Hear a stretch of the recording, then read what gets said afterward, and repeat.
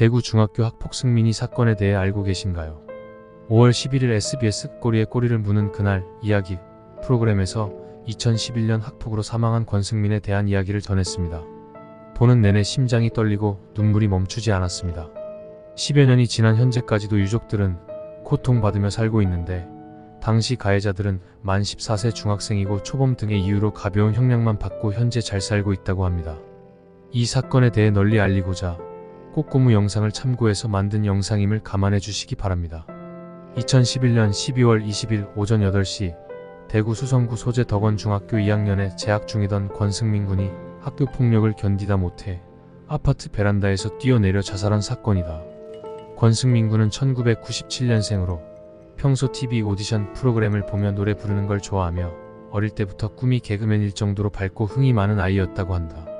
집에서는 귀염둥이 막내로 조용했던 집안의 승민이 덕분에 웃음이 끊이질 않았고 가족들에게는 최고의 아들이었다. 평소 승민이 아버지는 타지에 근무해 평일엔 안 계셨고 형은 고등학생이라 공부한다고 정신이 없었던 터라 자연스레 승민이는 엄마랑 둘이 보내는 시간이 많아지면서 엄마와 특히 각별했다고 한다.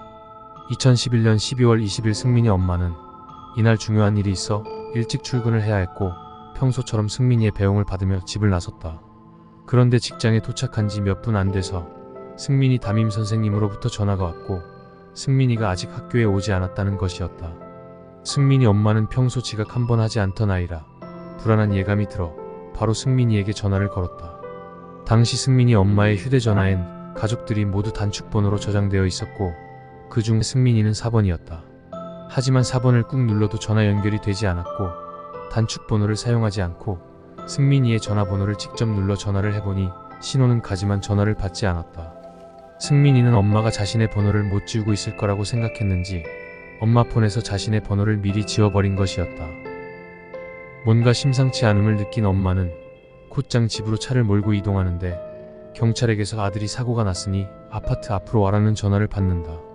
막연하게 교통사고가 났나라며 불안한 마음으로 정신없이 집 앞으로 갔는데 아파트 화단에 무언가가 흰색 천이 덮여 있었고 그걸 본 순간 승민이 엄마는 본능적으로 그 위쪽을 쳐다보았는데 한 곳에 베란다 창문이 열려 있었고 그 집은 바로 승민이네 집이었다. 망연자실한 채 주저앉은 승민이 엄마에게 경찰은 아이가 사망했다고 했지만 승민이의 몸은 그때까지도 따뜻했고 믿기지 않는다며 부둥켜 안은 채 한없이 울었다고 한다. 결국 승민이의 시신은 가까운 병원으로 옮겨지는데 그곳에서 확인한 승민이의 몸은 만신창이었다. 얼굴만 빼고 온통 노랗고 시퍼런 멍투성이고 팔, 다리, 배, 엉덩이 어디 하나 멀쩡한 곳이 없었다. 2011년 3월 초 새로 배정받은 교실로 들어간 승민이는 초등학교를 같이 나왔던 친구 재우를 그곳에서 만났고 게임 메이플스토리를 좋아하던 둘은 금세 가까워진다. 승민이가 게임상에서 고렙인 걸 알게 된 재우는 승민이에게 자신의 캐릭터도 키워줄 것을 부탁했고 승민이는 흔쾌히 부탁을 들어주며 열심히 게임을 해준다. 하지만 해킹으로 인해 승민이가 열심히 키워온 재우의 게임 캐릭터가 사라지는 일이 발생한다. 이게 승민이의 잘못은 아니었지만 재우는 승민이의 잘못이라며 몰아갔고 자신의 형이 조폭이라고 협박하면서 이때부터 둘 사이는 철저하게 갑을 관계로 바뀐다. 이때 승민이는 앞으로의 상황을 예상이나 했을까? 그날 이후로 주말이고 밤낮이고 할 것 없이 승민이는 재우 대신 게임을 해야 했고 재우는 이런 승민에게 수시로 문자를 보내어 24시간 감시한다. 재우의 협박이 두려웠던 승민이는 시키는 대로 할 수밖에 없었고 그 수위는 점점 선을 넘기 시작한다. 재우는 폭력까지 행사하며 강도를 높여갔고 심지어 승민이는 통장에 있던 돈도 빼앗기게 된다. 계속되는 돈 요구에 승민이는 엄마에게 거짓말까지 하며 갖다 바쳤고 돈이 모자랄 땐 종이 같은 것을 주워서 번 돈을 주기도 했다고 한다. 이렇게 재우는 승민이에게 이 세상 가장 두려운 존재가 되어버렸다. 그러던 중 평소 재우에게 괴롭힘을 받아오던 윤호라는 아이가 재우의 오른팔 행세를 하며 졸지에 승민이를 괴롭히던 아이가 2명이 되어버린다. 그리고 이 녀석들은 승민이를 향한 폭력 강도가 더욱 심해지면서 권투 글러브, 단속, 목검 같은 도구를 사용해 마구 구타하며 이 벌어지만 못한 놈들의 악행은 9개월가량 이어진다. 이 지경이 되도록 반 친구들, 선생님, 아무도 승민이가 학폭에 시달리는 걸 알지 못했다고 하는데 재우와 윤호는 사람들 앞에서는 착한 척하는 앞뒤가 다른 아주 영악한 아이들이었던 것이다. 보통 학교 폭력은 대부분 학교 내에서 일어나지만 이 영악한 놈들은 사람들 눈에 띄지 않으면서 괴롭히기 좋은 장소를 찾아내고 마는데 바로 승민이의 집이었다. 이 놈들은 승민이의 집에 들어서면 첫 번째로 승민이를 엄마에게 전화하게 해 몇 시에 귀가하는지부터 확인하는 치밀함을 보였다. 그리고선 승민이에게 라면을 끓여오라고 해 자기들만 처먹고 집에 있던 과자나 간식들을 집주인처럼 다 꺼내 처먹으면서 승민이에겐 자신들의 숙제나 게임을 대신 시킨다. 이 과정에서 조금만 마음에 들지 않으면 집에 있는 각종 도구로 옷으로 가려지는 부분만 집중적으로 구타하였다. 그리고선 엄마가 귀가하기 전 집을 떠났고 승민이는 이 지옥같은 시간이 지나면 이 모든 흔적들을 감추기 바빴다. 엄마에게 감춰야 했기 때문이다. 이렇게 승민이는 세상 가장 편안해야 했던 자신의 집에서 이런 지옥같은 일을 당해왔던 것이다.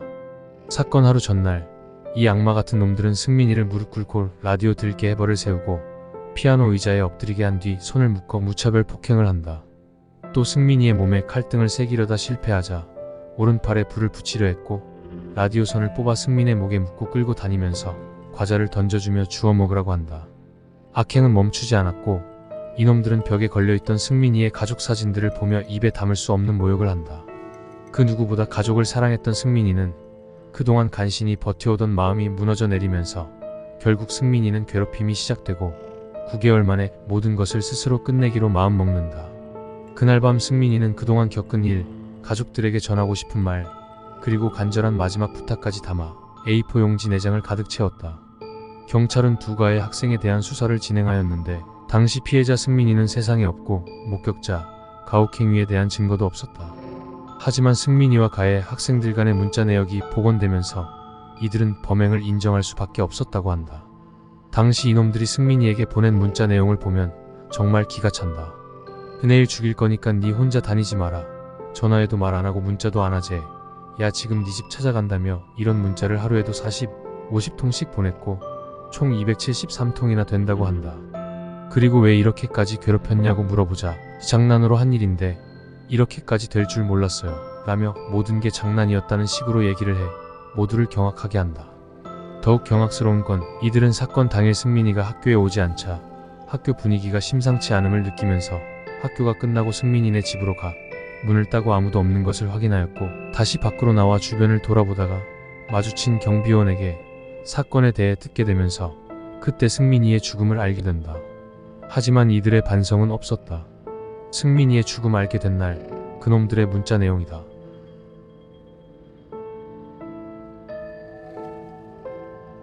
이들은 정말 다행히도 만 14세 생일이 지나 촉법소년에 해당이 안 되었다. 형사처벌은 피할 수 없게 된 것이다.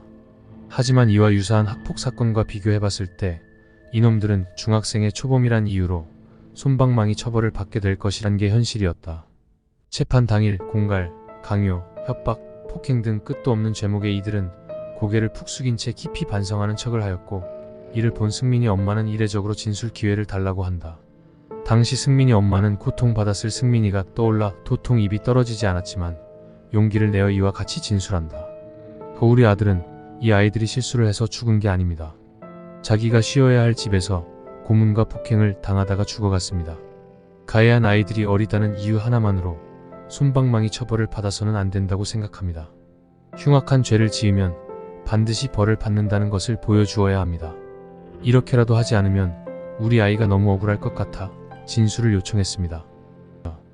그리고 재판부는 피고인들은 범행 당시 14세 중학생으로서 아직 인격이 형성되는 과정에 있고 이 모든 책임을 오로지 피고인들 개인에게만 지울 수 없다는 주장도 경청할 만하다. 그러나 이 사건의 경우 피고인들이 피해자의 집에 거의 상주하며 피해자의 모든 일상생활을 파괴하고 정신적으로 피폐하게 만든 점, 감히 상상하기 어려운 모욕적이고 비인간적인 행동을 아무 죄책감 없이 행하였던 점, 피해자가 사망하기까지 한 번 건의 경우에 형벌 외에 관대한 처분을 하는 것은 지나친 관용이라고 보이므로 피고인들에게는 실형의 선고가 불가피하다며 피고인 이재우에게 장기 3년 6개월, 단기 2년 6개월, 그리고 피고인 정윤호에게 장기 3년, 단기 2년을 선고하였다. 이들의 죄질에 비해선 한참 턱없이 모자란 형량이지만 당시 학폭 사건으로는 최고 형량이었다고 한다. 하지만 이마저도 형량이 많다며 피고인 측은 항소하였고 2심으로 이어지는데 어이없게도 가해 학생들의 담임 선생님이 가해 학생을 두둔하는 진술을 해버리면서 결국 2심에서 이재호는 장기 3년, 단기 2년 6개월, 정윤호는 장기 2년 6개월, 단기 2년으로 감형된다. 이마저도 형량이 많다고 상고했지만 더 이상 감형은 없었고 그렇게 소년교도소에 수감된다. 사건 후 학교 측에 특별한 조치가 있었는데, 첫째, 절대 언론 인터뷰에 응하지 말 것. 둘째, 승민이 책상에 꽃을 올리지 말 것이었다. 학교 측은 승민이의 죽음을 조용히 지나가려고 한 것으로 보인다. 심지어 당시 학교에서 중책을 맡고 있던 한 선생님은 한 언론과의 인터뷰에서 자살한 애 영웅 만들 일 있습니까? 다른 애들이 멋있게 보고 따라서 뛰어내리면 어떡할 겁니까? 이런 말도 했다고 한다. 학교 측은 이렇게 승민이의 흔적을 서둘러 지워갔다. 이처럼 이해할 수 없는 학교 측의 대처였는데 이유가 있었다.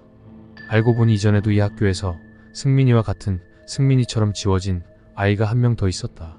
승민이 사건 불과 5개월 전 김희정이란 학생은 학교 폭력에 시달리다가 끝내 버티지 못하고 투신하였는데, 당시에는 별다른 논란이 없다가 승민이 사건으로 인해 재조명 받는다. 이 사건의 내막도 충격적이다. 당시 희정이는 학폭에 괴로워하는 친구를 위해 담임 선생님께 도움을 요청하였고, 요청받은 빌어먹을 선생은 황당하게도 반학생 전체에게 전부 책상 위로 올라가서 무릎 꿇고 눈 감아 친구를 괴롭히면 돼 안 돼? 그라며 이해하기 힘든 집단 체벌을 해버리면서 반 아이들에게 결국 제보자가 희정이란 사실이 드러나게 된다. 이로 인해 당장 내일이 두려워진 희정이는 결국 버티지 못하고 극단적인 선택을 해버린다. 당시 희정이의 바지 주머니에 그날 해친 아이들 김땡땡, 이땡땡, 팍땡땡, 그리고 우리 반 거의 모두 이라고 적힌 쪽지만 있을 뿐 다른 유서나 괴롭힘을 당했다고 볼 만한 증거는 없었고, 당시 경찰도 희정이 학폭에 대한 구체적 정황이 없다며 수사도 흐지부지하였고, 학교 측도 역시나 쉬쉬하며 은폐하기 바빴다. 만약 이때 가해자들에 대한 적극적인 조치가 있었다면 어땠을까란 아쉬움이 컸다. 승민이 사건은 이처럼 학교폭력의 학교나 경찰 측의 태도가 변모한 계기가 되었다고 한다. 97년생이던 가해자들은 현재 26세라고 하며 현재까지도 피해자, 가족들에게 제대로 된 사과는 없었다. 출소 후 개명하고 식구들과 시골로 이사간 것 같다는 소문만 전해 들었을 뿐 자세한 근황에 대해서는 알 수 없었다고 한다. 승민이가 그토록 하고 싶었던 말,